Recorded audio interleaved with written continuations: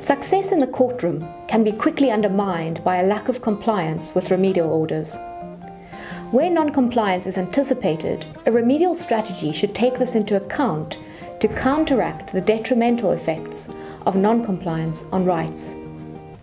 In some cases, follow-up litigation might be the best way to secure full compliance, particularly where the court has retained supervisory jurisdiction over the matter, or where there's scope for holding the government or private provider of education in contempt of court.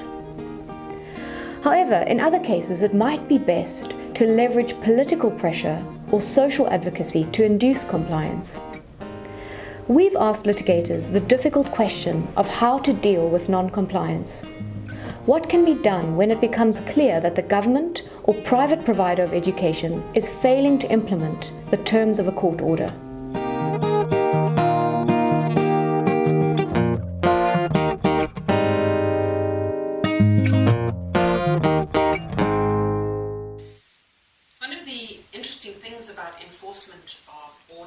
Is that it requires strategic litigators or organisations that they work with to actually be involved in the case long after the judgment is finished. So you might think you've won your case, but you cannot walk away.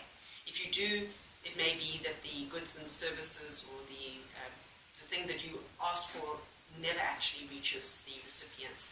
And so it's become part and parcel of the litigation process to follow up afterwards to see what actually happened. And this often requires different skills. I mean, you might need, if you're building schools, you might need people who know about building to go and check whether actually the building is on track and is it happening properly. Or you may need an economist to check whether or not the budget is being spent as you had hoped.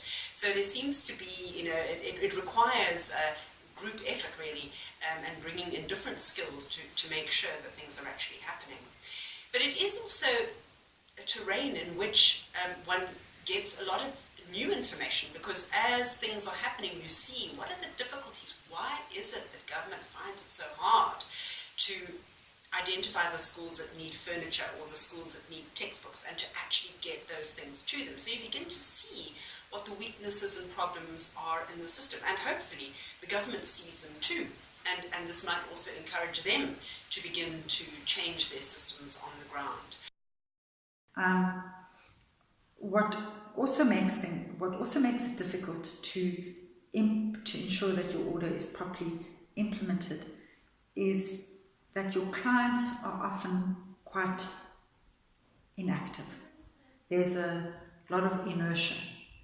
So the lawyer who's doing the litigating needs to be extremely proactive. Proactive in getting the information, proactive in packaging it, proactive in ensuring that the knowledge and experience that he or she has of the system can feed into what you're asking the court to give you.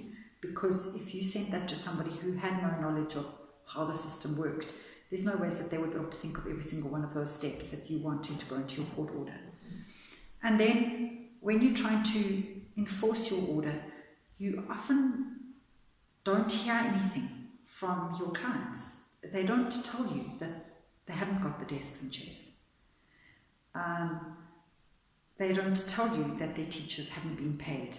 They don't tell you that they don't get the money for school nutrition, even though they have you on a WhatsApp group and you have helped them already get stationery this year or helped them get their budget from the last financial year. So there are tricks and there's also constant challenges. In terms of the norms and standards for school infrastructure regulations, the first deadline whereby all schools should have at least basic water, sanitation, electricity was November 2016. And after years of engaging with the Department of Education and very carefully monitoring the implementation of the norms, Equal Education and the Law Centre realised that there had been some success, but not complete implementation. And And so the decision was taken to then institute a second round of litigation, which was aimed at remedying some of the gaps in the norms and standards for school infrastructure regulations that were actually published. And so a key component of this second round of litigation is to now ensure that the legislative framework that has been put in place is really tightened and that there are no loopholes or what we call escape clauses, which will allow the government officials to renege on their responsibilities.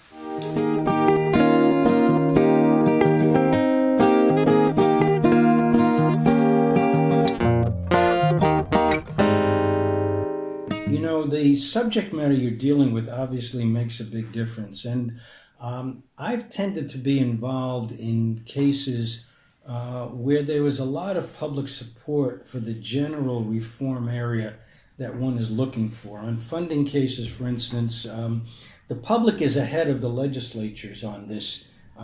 Public opinion polls always show that a large majority of the public in general would support higher taxes for education, especially if they were convinced that the money would be well spent. Legislators tend to be a lot more skeptical. So you tend to have a lot of public support if you move in that area.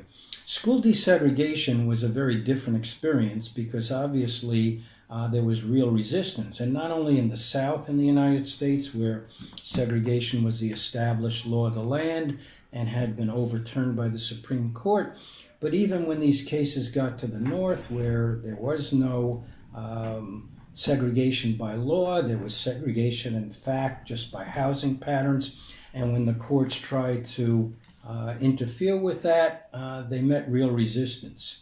I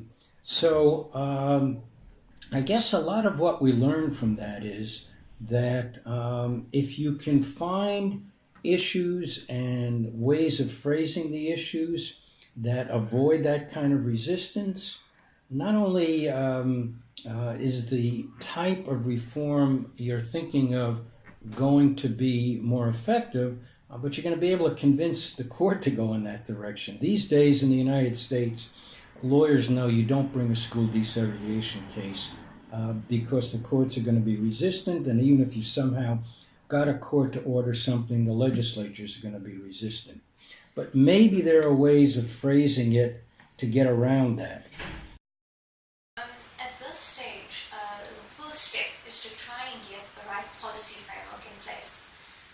There is a national learner transport policy which Equal Education had advocated for and was eventually published at the end of 2015, which provides some basic guidelines on what scholar transport provisioning could look like. At this stage, the litigation is really aimed at requiring the government to at least provide its own plan and to firm up its own policies and to at least tell learners and schools and parents what the potential options are and what could be realistically possible in terms of scholar transport provisioning. That could include, and it's really within the discretion of the relevant departments to establish what would be the most suitable scholar transport that could be provided, whether it be buses or subsidized taxis. So at this stage, we don't want to be prescriptive on what exactly government should be doing. But what we want is an adequate framework within which we can hold government accountable. And what we've learned from the norms and standards for school infrastructure case is that there may be a need to constantly engage and to ensure that there's advocacy and further campaigning around that policy framework as well. But as a starting point, the courts may be overstepping if they try and do too much in forcing government to provide everything in one go. So I think that as we get better as strategic litigators, the state also gets better, and they've definitely improved the type of, they hire senior counsel now to defend a lot of the claims, and they've often been a lot more robust with the way they defend them. often quite aggressively. So, if I was to give the example of one of the outcomes of the mud schools case was the department realizing that they can't replace all of the mud schools. There's just far too many that are far too small. The budget's not there. It doesn't make sense to be funding all of these really small schools. So the program of merger and rationalization of small schools has really taken effect. And that program has been sped up, which resulted in a lot of small schools coming to us and saying, look, we need help, we're being closed down. And we said, well, we can't stop the department from closing you because it's the MC, the department has the prerogative and they've got the discretion, and that's set out in the legislation. But we can assist you in ensuring that they follow all of the steps in terms of giving you notice and having a public hearing. And one of the things that we demanded in the litigation was that there's a written plan, so that if children are going to be bused or put in hostels or wherever, that needs to be concrete and in writing. And in that case, the department hired very aggressive senior counsel who came back the answering affidavit came back in a way that it was almost shocking, and it really put us on the back foot. And basically what they argued was that they had not taken a decision to close any of these schools. So it became a dispute of fact. But I think that there was some manipulation on their part of what actually had happened. And we had to do a lot of backpedaling and a lot of digging very deep to get confirming affidavits from all kinds of people, departmental officials lower down, confirming that a decision had been taken. And in the end, there was no conclusion. But the schools didn't close, but we didn't get the relief that we wanted. That there's no clarity on whether a written plan was required. And that was definitely partly because the council that they hired was so aggressive.